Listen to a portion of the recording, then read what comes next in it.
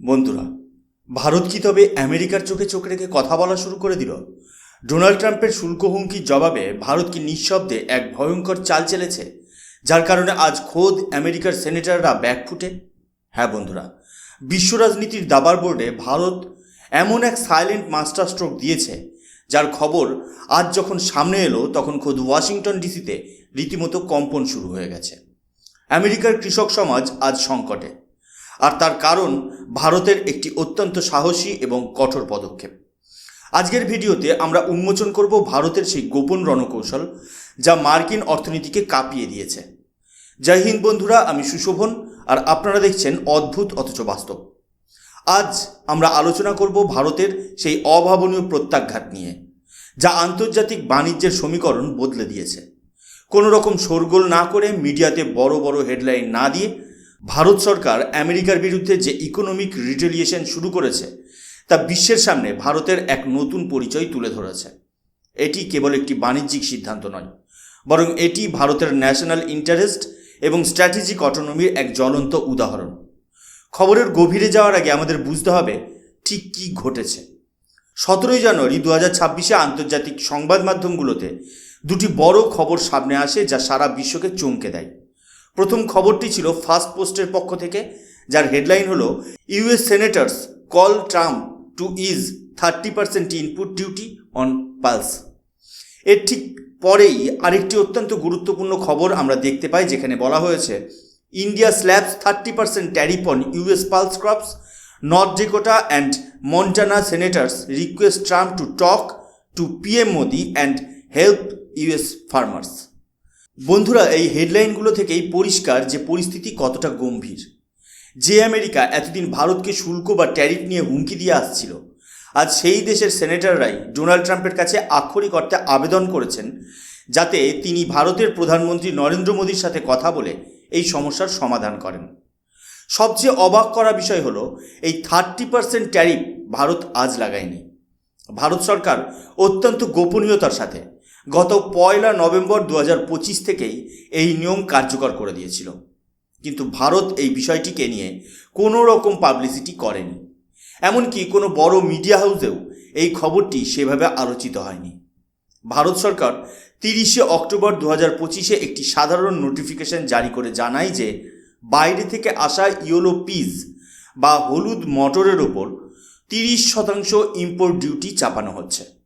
এর মধ্যে 10% ছিল বেসিক ডিউটি এবং 20% ছিল এগ্রিকালচারাল সেস। মজার ব্যাপার হলো, ভারত এই নোটিফিকেশনে সরাসরি আমেরিকার নাম পর্যন্ত নেয়নি। একে বলা হয় ব্ল্যাঙ্কেট রেস্ট্রিকশন। ভারত বলেছিল বিশ্বের যে কোনো প্রান্ত থেকে মটর ডাল ভারতে এলে তাকে এই কর দিতে হবে। কিন্তু ভারতের এই চালটি ছিল অত্যন্ত সুপরিকল্পিত, কারণ ভারত জানত এই করের ফলে সবচেয়ে বেশি ধাক্কা খাবে আমেরিকা।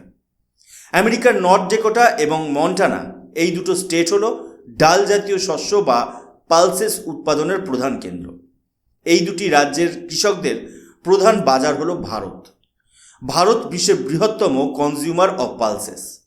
যখনই ভারত এই 30% শুল্ক আরোপ করল, আমেরিকার কৃষকদের উৎপাদিত পণ্য ভারতীয় বাজারে অত্যন্ত দামি হয়ে পড়ল। ফলে তাদের রপ্তানি থমকে গেল এবং মার্কিন কৃষকরা বিপুল ক্ষতির সম্মুখীন হলেন। 16 জানুয়ারি 2026 যখন আমেরিকার দুই প্রভাবশালী সেনেটর কেভিন ক্রেমার এবং স্টিভ ডেইনস প্রেসিডেন্ট ডোনাল্ড ট্রাম্পকে চিঠি লিখে সাহায্য চাইলেন, তখনই বিশ্ববাসী জানতে পারল যে ভারত নিঃশব্দে আমেরিকার উপর কত বড় এক ইকোনমিক স্ট্রাইক করেছে। এই গোটা ঘটনাটি বুঝতে গেলে আমাদের একটু পেছনের দিকে তাকাতে হবে। ডোনাল্ড ট্রাম্প ক্ষমতায় আসার পর বারবার ভারতকে ট্যারিফ কিং বলে কটাক্ষ করেছিলেন। তখন থেকেই ভারত তার পাল্টা রণকৌশল তৈরি করতে শুরু করেছিল। ট্রাম্প প্রথমে হুমকি দিয়েছিলেন যে ভারত যদি রাশিয়ার থেকে কাঁচা তেল কেনা বন্ধ না করে, তবে তিনি ভারতীয় পণ্যের উপর 25% এবং প্রয়োজনে 50% পর্যন্ত ট্যারিফ বসাবেন, যা পরে তিনি বাস্তবায়িত করেছেন। ভারত কিন্তু সেই সময় কোনো তর্কে জড়ায়নি, বরং প্রধানমন্ত্রী মোদী পরিষ্কার বার্তা দিয়েছিলেন যে তিনি ভারতীয় কৃষকদের স্বার্থ রক্ষার জন্য যে কোনো কঠিন সিদ্ধান্ত নিতে প্রস্তুত। আর আজ আমরা দেখতে পাচ্ছি সেই প্রতিশ্রুতির বাস্তবায়ন। এই পদক্ষেপটিকে কেন একটি মাস্টার স্ট্রোক বলা হচ্ছে? এর পেছনে কয়েকটি গূঢ় কারণ আছে। প্রথমত, ভারত কোনো নির্দিষ্ট দেশকে টার্গেট করেনি, ফলে আন্তর্জাতিক মঞ্চে বা WTO অর্থাৎ ওয়ার্ল্ড ট্রেড অর্গানাইজেশনে ভারতের বিরুদ্ধে আঙুল তোলা কঠিন। দ্বিতীয়ত, ভারত এমন এক সময় এই চালটি চেলেছে যখন আমেরিকা নিজেই ট্রেড ওয়ার বা বাণিজ্যিক যুদ্ধের আবহাওয়া তৈরি করে রেখেছিল। ভারত বুঝিয়ে দিয়েছে যে ভারতের বিশাল বাজার কোনো দেশের জন্য ফ্রি গিফট নয়। যদি আমাদের স্বার্থ বিঘ্নিত হয় তবে আমরাও প্রত্যাঘাত করতে জানি। আমেরিকার সেনেটররা তাদের চিঠিতে লিখেছেন যে ভারতের এই সিদ্ধান্ত আনফেয়ার। কিন্তু প্রশ্ন হলো, আমেরিকা যখন অন্য দেশের উপর একতরফা শুল্ক চাপায় তখন কি তা ফেয়ার থাকে? আমেরিকার এই ডাবল স্ট্যান্ডার্ড আজ ভারতের এক কঠিন সিদ্ধান্তের মুখে পড়ে মুখ থুবড়ে পড়েছে। আমেরিকার নর্থ ডেকোটা এবং মন্টানা প্রদেশের কৃষকদের অবস্থা আজ অত্যন্ত শোচনীয়। তাদের গুদামে টন টন ডাল পড়ে রয়েছে, কিন্তু ভারতের বাজারে তা ঢোকানোর মতো ক্ষমতা তাদের নেই। কারণ 30% শুল্ক দেওয়ার পর সেই পণ্যের দাম এতটাই বেড়ে যাচ্ছে যে ভারতীয় আমদানিকারকরা তা কিনতে আগ্রহী হচ্ছেন না। এটি ভারতের আত্মনির্ভর ভারত অভিযানেরও একটি অংশ। ভারত চায় তার নিজের দেশের কৃষকরা যেন ডাল উৎপাদনে স্বয়ংসম্পূর্ণ হয় এবং বিদেশ থেকে আমদানির উপর নির্ভরতা কমে। ভারতের এই পলিসি শিফট আমেরিকার মতো উন্নত দেশগুলোর জন্য এক অত্যন্ত সতর্কবার্তা। ভারতের এই পদক্ষেপের রাজনৈতিক গুরুত্বও অপরিসীম। ডোনাল্ড ট্রাম্প সবসময় নিজেকে একজন ডিল মেকার হিসেবে দাবি করেন, কিন্তু ভারতের এই সাইলেন্ট রিটেলিয়েশন তাকে এক কঠিন পরিস্থিতির সামনে দাঁড় করিয়ে দিয়েছে। একদিকে তার নিজের দেশের কৃষকদের চাপ, আর অন্যদিকে ভারতের অনড় অবস্থান। নর্থ ডেকোটা এবং মন্টানা এই দুটি রাজ্যই ট্রাম্পের শক্ত ঘাঁটি। ফলে ওখানকার কৃষকদের ক্ষোভ ট্রাম্পের ঘরোয়া রাজনীতিতে নেতিবাচক প্রভাব ফেলতে পারে। ভারত খুব ভালো করেই জানে কোথায় আঘাত করলে আমেরিকার মতো সুপার পাওয়ার আলোচনার টেবিলে বসতে পারে। আমাদের মনে রাখতে হবে যে কৃষিক্ষেত্র ভারতের জন্য একটি অত্যন্ত সংবেদনশীল বিষয়। ভারতের কোটি কোটি মানুষের জীবন জীবিকা কৃষির উপর নির্ভরশীল। নীতি আয়োগ এবং ভারত সরকারের অবস্থান থেকে এটি পরিষ্কার যে ভারতের কৃষিক্ষেত্র কোনো বিদেশি শক্তির কাছে বা কোনো ফ্রি ট্রেড এগ্রিমেন্টে আলোচনার বস্তু হতে পারে না। Indian agriculture is non negotiable. America চাইছিল ভারতের বাজারে তাদের জিএম ক্রপস বা জেনেটিক্যালি মডিফাইড শস্য ঢুকিয়ে দিতে, কিন্তু ভারত সেই প্রচেষ্টাকে শুরুতেই রুখে দিয়েছে।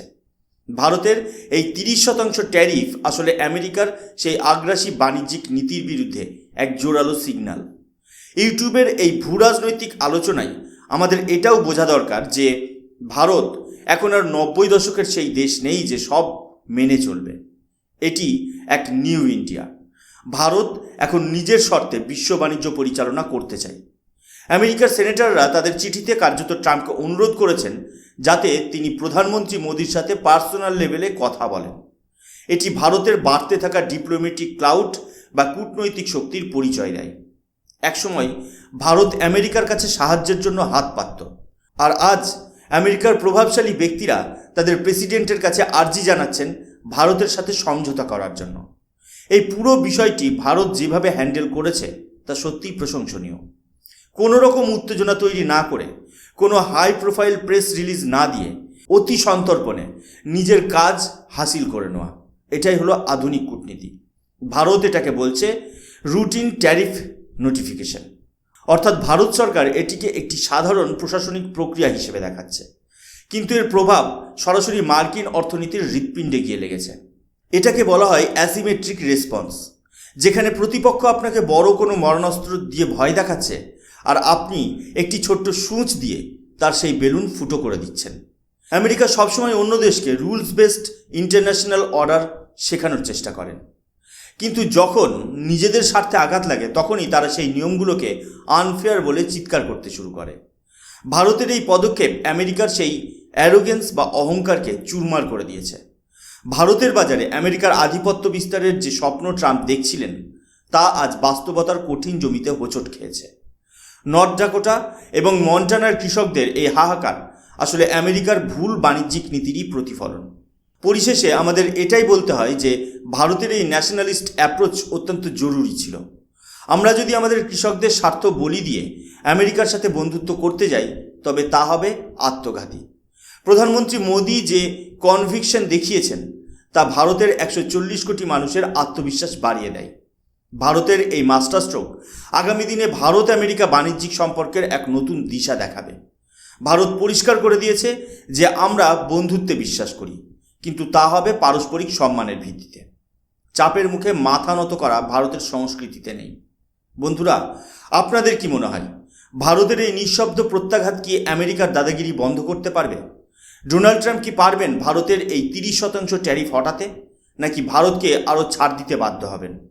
আপনাদের মূল্যবান মতামত অবশ্যই কমেন্ট সেকশনে জানান। আমরা প্রত্যেকটি কমেন্ট গুরুত্ব দিয়ে পড়ি। আজকের ভিডিওটি ভালো লাগলে লাইক করুন এবং বন্ধুদের সাথে শেয়ার করুন, যাতে তারাও ভারতের এই বীরত্বপূর্ণ পদক্ষেপ সম্পর্কে জানতে পারে। আর এই ধরনের ইন ডেপথ জিওপলিটিক্যাল অ্যানালিসিস এবং রোমাঞ্চকর তথ্য পেতে আমাদের চ্যানেল অদ্ভুত অথচ বাস্তব সাবস্ক্রাইব করতে ভুলবেন না। দেখা হবে পরের ভিডিওতে।